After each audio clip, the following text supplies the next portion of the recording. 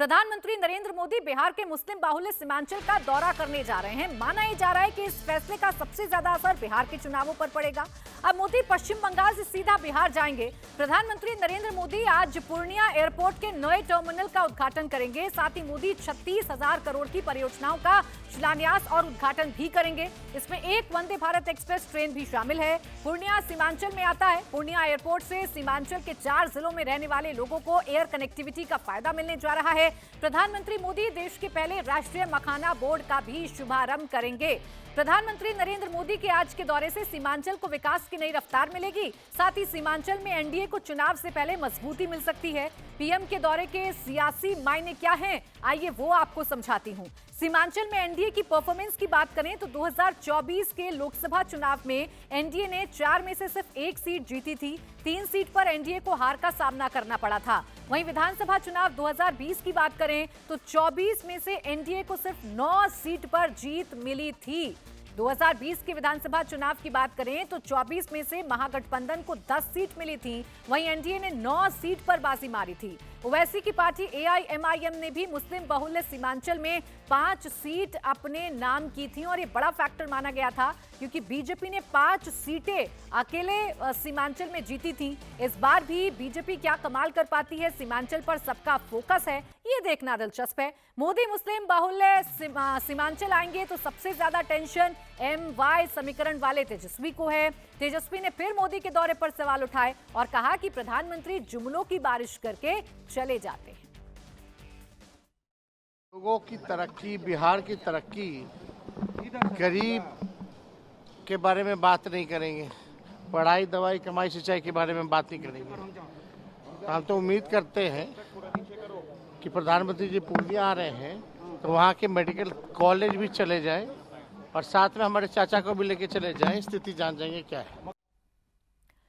2024 के लोकसभा चुनाव में सीमांचल में बीजेपी के हाथ मायूसी लगी थी। सीमांचल में लोकसभा की 4 सीटों में से बीजेपी को सिर्फ 1 सीट मिली थी। बीजेपी के खाते में सिर्फ अररिया लोकसभा सीट आई थी, जबकि किशनगंज और कटिहार में कांग्रेस ने बाजी मारी थी। वहीं पूर्णिया सीट पर निर्दलीय चुनाव लड़कर पप्पू यादव संसद पहुंचे थे। अब एक तरफ विपक्ष मोदी के इस दौरे को लेकर सवाल उठा रहा है, इसे चुनावी दौरा बता रहा है, तो वहीं केंद्रीय मंत्री तेजस्वी यादव पर हमलावर हैं। चिराग पासवान ने विरोधियों पर जमकर हमला बोला। चिराग ने कहा विपक्ष को बिहार में विकास नहीं दिखता, उन्हें सिर्फ वोट बैंक की राजनीति से मतलब है। आपको बिहार में होता विकास नहीं दिख रहा। आज जहां पटना के एयरपोर्ट के बाद पूर्णिया के एयरपोर्ट का उद्घाटन प्रधानमंत्री जी के द्वारा किया जा रहा है। बिहार में 2 एम्स दिए गए हैं। एक के बाद एक प्रधानमंत्री जी का ये 10वां 11वां संभवतः ये उनका दौरा है। जितनी बार प्रधानमंत्री जी आए उतनी बार हजारों करोड़ की राशि की परियोजनाओं को बिहार के लिए समर्पित करके गए। और अब तो बात सिर्फ शिलान्यास तक नहीं है, उद्घाटन भी कई ऐसी परियोजनाओं का प्रधानमंत्री जी के द्वारा किया जा चुका है।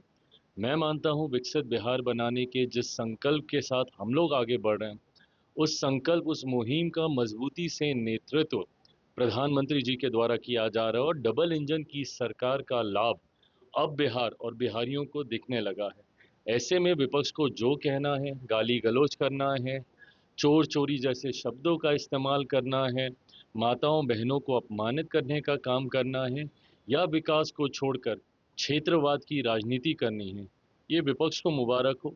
हम लोग जिस लक्ष्य के साथ आगे बढ़ रहे हैं उस लक्ष्य पे बिना भटके, बिना डिगे हम लोग आगे बढ़ने का कार्य कर रहे हैं। इधर प्रधानमंत्री मोदी के बिहार दौरे से पहले एनडीए कैंप में नई टेंशन शुरू हो गई है। केंद्रीय मंत्री जीतन राम मांझी ने सीट शेयरिंग में 15 सीटों की डिमांड कर दी है। जीतन राम मांझी ने कहा कि अगर 15 सीट नहीं मिली तो उनकी पार्टी 100 सीटों पर अकेले चुनाव लड़ेगी। आखिर जीतन राम मांझी ऐसी मांग क्यों कर रहे हैं वो भी आपको बताती हूँ। दरअसल मांझी अपनी पार्टी को मान्यता प्राप्त पार्टी बनाना चाहते हैं। इसके लिए पार्टी को कम से कम 8 सीटों पर जीत और कुल मतों का 6% वोट मिलना चाहिए और इसीलिए 15 सीटों की डिमांड जीतन राम मांझी ने एनडीए में रखी है।